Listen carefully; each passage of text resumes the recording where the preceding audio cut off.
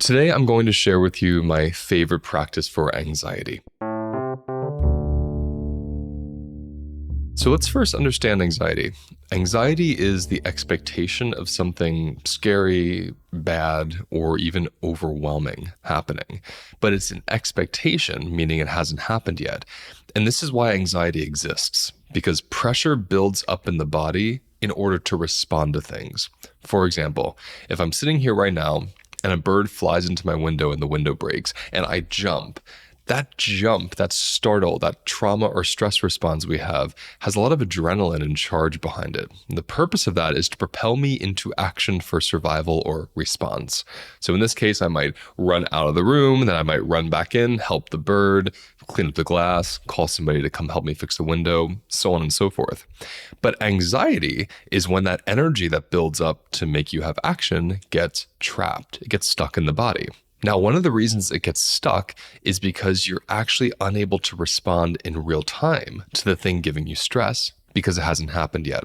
So if I'm imagining something really stressful coming up in a month, like I'm traveling to Europe for a retreat, I'm not stressed about it yet. But imagine if I was, I might think something about the retreat, like it's going to be really overwhelming. And then my body starts to feel the overwhelm. But because it hasn't happened yet, there's nowhere for that to go. It just builds and sits in me. And then we talk about having stress and anxiety. So this practice that I call pendulation is going to help you actually mitigate that a bit. It's going to help your body find where is it now compared to what is it feeling about something that hasn't happened yet. And getting that discernment between now and future through a somatic lens, a felt sense, is extremely useful in helping lower anxiety. This is something I started doing that deeply, deeply healed my anxiety. And when I say healed, I really mean it. I was anxious all the time. I had insomnia. I had panic attacks. I was living in a very overwhelmed state. And my health definitely suffered because of it. This practice got me out of that. And I can't even remember the last time I had deep, deep anxiety. It's been years and years and years. So let me teach it to you.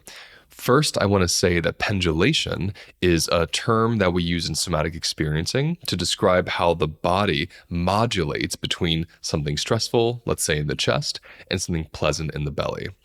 What I like to do is take that natural rhythm that the body can do, that natural flexibility the nervous system has, and make it more active. Instead of waiting for my body to pendulate, I like to pendulate my awareness. I love to see in my mind, what's the thing I fear, and then pendulate my orientation, my focus to where I am now.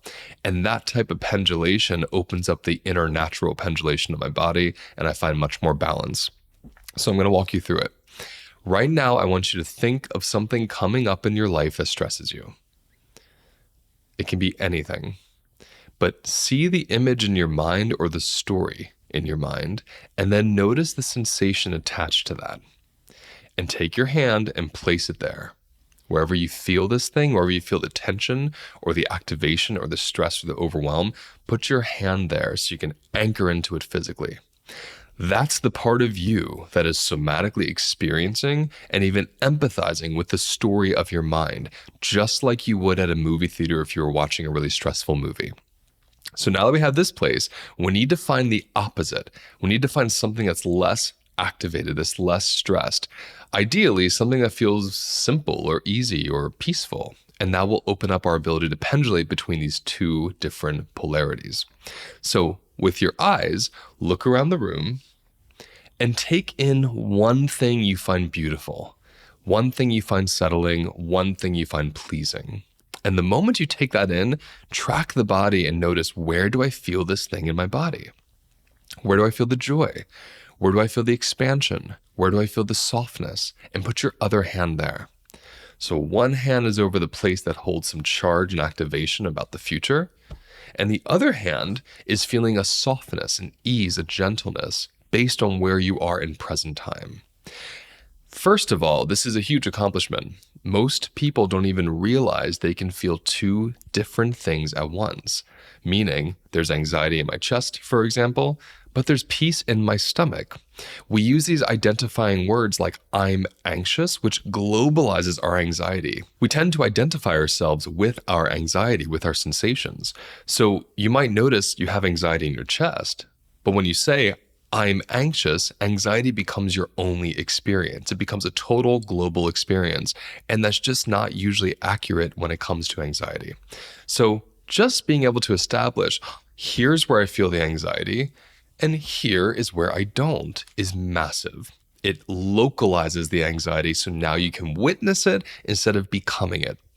So now that you've established these two polarities, we're going to swing between them. So that means we're taking a breath, closing the eyes, and dipping into that first place, that place that has anxiety. We're giving it our attention. We're breathing into it. We're just letting ourselves feel it instead of trying to not feel it or run away from it or tell more stories about it. And on your next breath, go to the other place. Take a break from the anxious place and go to the place that's not anxious. Go to the place that feels calm or centered or peaceful. Feel that place. And then on your next breath, go back to the place that had anxiety. And this time, I want you to open your eyes. Take in your room while you feel the place that's anxious. Let your body see where you are, so you can simultaneously be here and be holding a part of you that's in the future. And with the next breath, go to that place that has more peace, more calm, more openness, with your eyes open, and let that part feel where you are right now by taking in the room. And then release your hands, move your shoulders a little bit, maybe stretch out your arms. Take a breath and just notice what you learned. What did you feel? Were you able to discern the difference between, oh, this place in me is responding to a future image or a future fear, compared to the rest of me, which is right here in the room? The more you practice this very simple couple-minute exercise, the more your body will discern the difference between what you're fearing and what you're actually experiencing. And what I have learned from doing this is that fear is not threat. Fear does not equal danger. And I don't have to get rid of my fear to be able to do something. With this practice, I gain more of my body.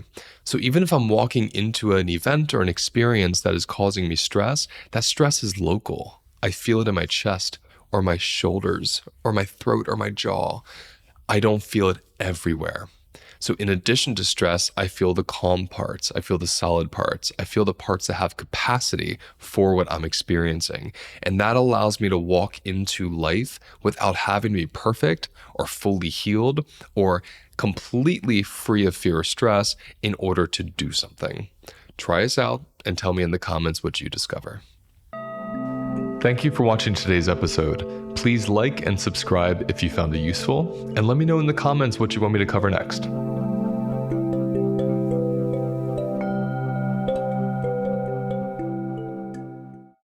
I have developed a 4-week self-paced course that takes 18 years of my personal and professional experience and puts it into one place where you can easily and quickly learn the foundations of recovering from stress and trauma. How does the food you eat affect your stress levels? How do the relationships in your life create stress or peace? How does the relationship you have with your body allow you to feel happier and more settled? I will cover all this and so much more in this 4-week self-paced course. And the best part, it's self-paced. You don't have to sign up at a certain date or finish it at a certain time. It's yours for life, and it's waiting there for you when you're ready to finish it. Throughout this course, I'll be teaching you philosophies and practices that combine my 3 favorite modalities: somatic experiencing, embodied parts work, and nutrition. For more information on this course, click on the link in my episode details. Getting there, it was just, I could tell something special was about to happen. There's just something about in-person retreats that just doesn't compare to online space. Minla is outstandingly beautiful. Why not be there with Luis and his team?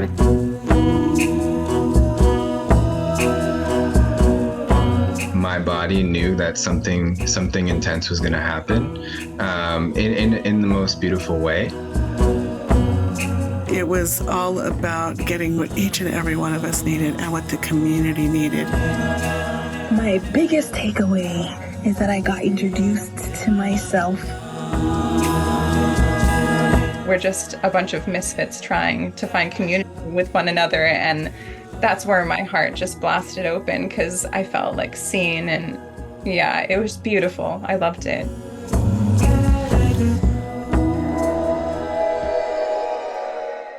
Oh, and I forgot to mention something very important. I'm offering a $700 discount for anyone who registers before April 15th because this is our last US-based HLN team retreat until 2027. In 2026, we'll be doing this in Europe. So if you want to get in this year in upstate New York, in America, please visit holisticlifenavigation.com, click on events, find the retreat, and when you go to the registration page, make sure you type in the discount code HLN700. And as long as it's before April 15th, you get $700 off your entire purchase. So check the calendar right now, and if it's before April 15th, go register, enjoy the discount, and I cannot wait to see you there.